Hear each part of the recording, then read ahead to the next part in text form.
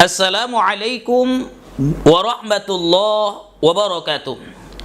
Bismillah, alhamdulillah, wassalatu wassalamu ala sayyidina Muhammad ibn Abdullah wa ala alihi wa sahbihi wa mawala, amma ba'. Segala puji bagi Allah Azza wa Jalla, salawat dan salam atas Rasulnya Nabi Muhammad sallallahu alaihi wasallam. Semoga kelak kita akan mendapatkan syafaatnya. Sahabat dompet doa waspada yang dirahmati oleh Allah subhanahu wa ta'ala. Allah subhanahu wa ta'ala berfirman di surah Al-Muluk ayat 2. Allazi khalaqal mauta wal hayata liyabluwakum ayyukum ahsanu amala. Allah yang menciptakan hidup dan mati, tujuannya adalah untuk menguji kamu siapa yang paling bagus amalnya. Kata Syekh Mutawalli Sya'rawi, ayat ini bukan cerita orang sekedar berpisah ruh dengan jasad saja, tapi ayat ini juga mengingatkan kepada kita bahwa orang yang hidup itu akan diuji oleh Allah Subhanahu wa ta'ala terhadap orang yang dia ketemui saat masih hidup dan orang yang telah berpulang ke rahmatullah. Apakah dia masih pintar bersikap kepada orang yang telah berpulang ke rahmatullah seperti pintarnya dia bersikap saat masih hidup? Nah, inilah yang dimaksud oleh Syekh Mutawalli Sya'rawi. Dalam hidup ini kita harus memberikan manfaat buat orang yang hidup dan buat orang yang telah berpulang ke rahmatullah. Sahabat dompet doa waspada yang dirahmati oleh Allah Subhanahu wa ta'ala, ada sebuah hadis Rasulullah sallallahu alaihi wasallam yang bernada, inna a'malal ahya tu'radu ala asyairihim wa ala abaihim minal amwat fa in kana khairan fahamidullah wastabshiru wa in kana ghaira zalik Allahumma la tumithum hatta tahdiyahum.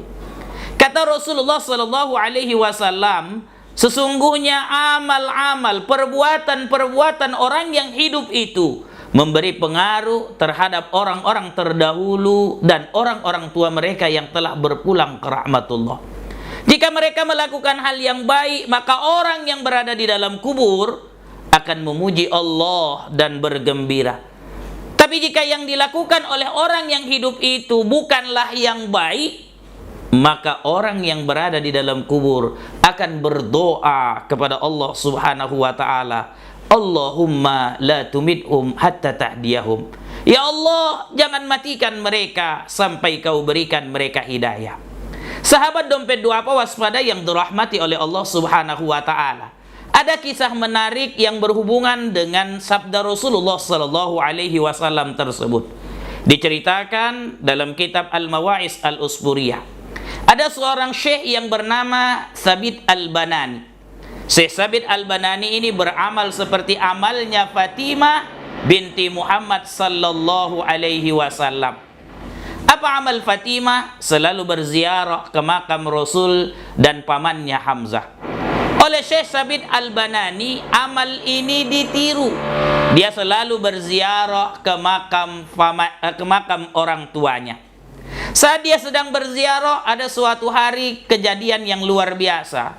Ketika dia sedang berzikir di depan makam orang tuanya, tiba-tiba dia ditidurkan oleh Allah Subhanahu wa ta'ala. Lalu kemudian dia bermimpi bahwa penghuni kubur itu dibangkitkan oleh Allah Subhanahu wa ta'ala. Dilihatnya satu persatu penghuni kubur itu, ada yang pakaiannya bagus dan di depannya ada makanan-makanan nikmat. Tapi ketika itu dia juga melihat ada seorang pemuda, pakaiannya koyak-koyak, di depannya tidak ada makanan-makanan nikmat. Lalu oleh Syekh Sabit Al-Banani atas izin Allah bisa berbicara dengan pemuda tersebut, sahabat dompet doa apa. Dia tanya, wahai anak muda, dari sekian banyak penduduk kubur ini, hanya kau kulihat pakaiannya compang-camping, di depanmu tidak ada makanan nikmat. Izin Allah, pemuda tadi bisa menjawab, wahai Syekh, bagaimana aku tidak seperti ini? Karena orang tuaku setelah aku meninggal, dia menikah lagi. Dan kejadiannya adalah saat itu aku dengan ibuku ingin menunaikan ibadah haji ke tanah haram.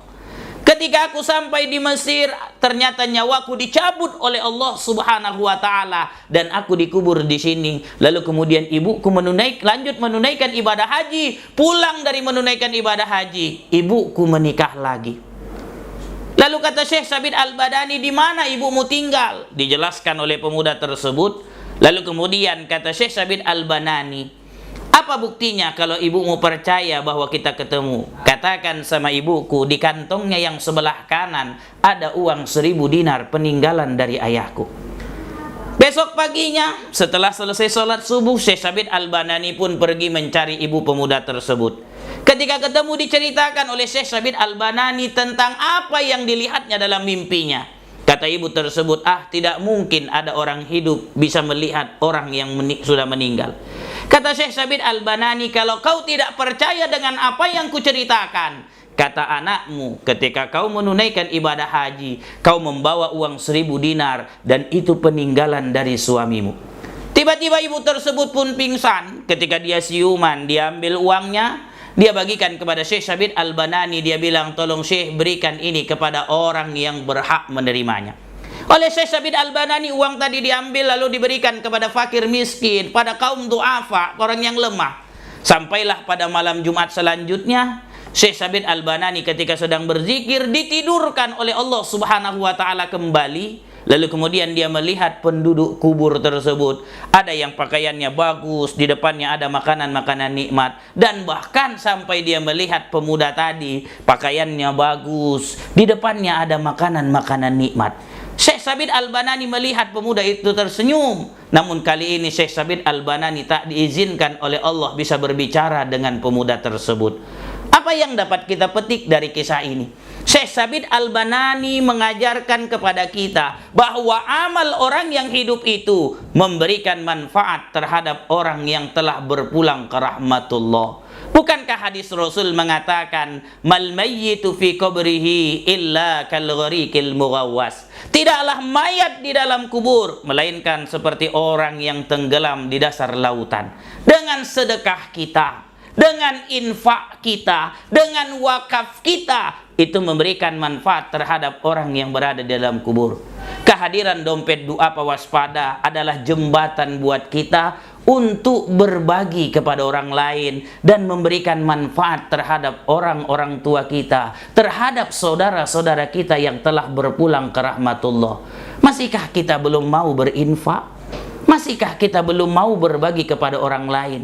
Ketimbang kita ragu memberikan kepada orang, lebih bagus kita salurkan lewat dompet doa pewaspada. Insya Allah uang tersebut akan diberikan kepada orang yang berhak menerimanya. Mudah-mudahan dengan kisah-kisah ini kita mendapatkan manfaat yang luar biasa, mendapatkan manfaat yang begitu memberikan dampak yang positif bagi orang yang telah berpulang ke rahmatullah, dan tentunya juga buat kita.